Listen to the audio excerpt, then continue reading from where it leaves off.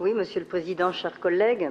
Alors, dans le rapport d'orientation budgétaire, le budget est toujours présenté en augmentation, sans augmentation d'impôt, alors que cette fois, dans la taxe GEMAPI, c'est pourtant bien un impôt supplémentaire que vont avoir les habitants.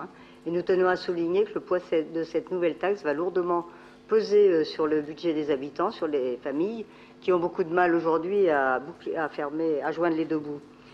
Donc, sur cette orientation, sur ce rapport, on a de quoi s'inquiéter en voyant ce rapport d'orientation budgétaire. La dette était estimée à 671 millions au 31 décembre 2022, ce qui était déjà beaucoup. Cette prévision a été fortement dépassée pour atteindre 684 millions fin 2022. Et en plus de cela, elle suit la même trajectoire aujourd'hui, puisque vous estimez le montant au 31 décembre à 718 millions, 720 millions, quoi.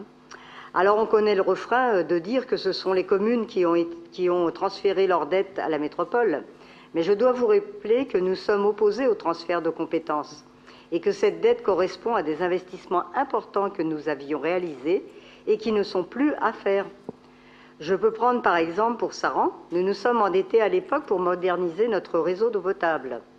Nous avons dû réaliser un nouveau forage en raison des pollutions aux nitrates, puis un nouveau château d'eau et une station de traitement d'eau. Pour cela, la métropole n'a plus à investir. Par ailleurs, on peut tous constater dans votre rapport que cette dette transférée par les communes ne cesse de se réduire depuis 2018.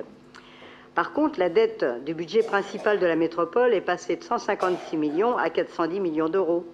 C'est donc bien la métropole qui explose sa dette. C'est votre bilan. Et cela va continuer, car vous comptez mobiliser à nouveau 93 millions d'emprunts en 2024, qui porterait la dette totale à 750 millions. C'est quand même du jamais vu.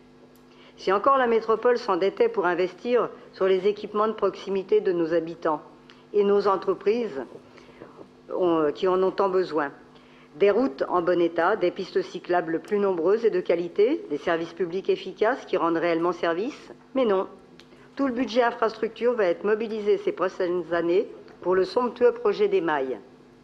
Encore une fois, cela se fait au détriment de toutes les voiries structurantes de la métropole.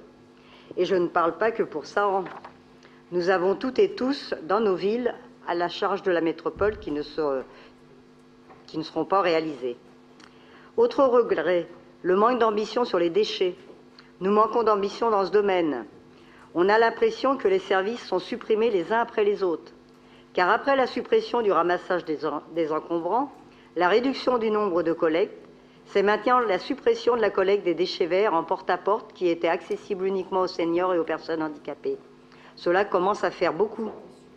Bien sûr, il faut qu'on réduise nos déchets, mais ce n'est pas en réduisant la collecte qu'on réduit les déchets, au contraire. On les retrouve abandonnés dans nos rues, en bas des immeubles, voire dans nos bois et nos champs, et tout cela a un coût pour les collectivités, car les mairies, les pôles territoriaux de la métropole et les bailleurs sont ensuite obligés de le faire retirer. C'est ça une économie financière? Je pense que non. Alors une fois n'est pas coutume, nous relevons néanmoins quelques sujets positifs, comme par exemple le travail sur la création d'un réseau de chaleur issu de l'incinérateur de l'UTOM. Nous le demandions depuis des dizaines d'années, et l'État avait loupé le coche d'ailleurs, lorsque nous avions proposé que le centre pénitentiaire soit chauffé grâce à l'UTOM. Ce projet va donc dans le bon sens, c'est une bonne chose. Autre chose, il y a une phrase qui indique « Engager les études relatives à l'étude d'une 3e ligne de tramway ». C'est exactement la même que l'année dernière, sauf qu'il était indiqué « transport en site propre » au lieu de tramway. Par contre, personne n'a eu de retour aujourd'hui sur cette étude, il me semble. Par contre, nous regrettons toujours que le projet agrandissement de la salle de cérémonie du crématorium soit une nouvelle fois à l'état de belles paroles et d'annonces dans la presse, non suivies des faits. Aucune ligne budgétaire n'est envisagée alors que le budget est toujours excédentaire. Enfin, pour terminer, on ne peut pas parler budget sans parler transport. Vous connaissez nos positions dans ce domaine, notamment sur la tarification, plutôt sur la gratuité. Alors au lieu de faire tous ces investissements de modernisation de la billettique, nous pensons qu'il aurait été plus judicieux d'avoir une réelle étude sur la mise en place de la gratuité des transports, proposition que vous avez constamment balayée depuis des années, Mais nous sommes têtus et nous ne doutons pas qu'un jour, on nous donnera raison, comme c'est le cas bien souvent. Merci.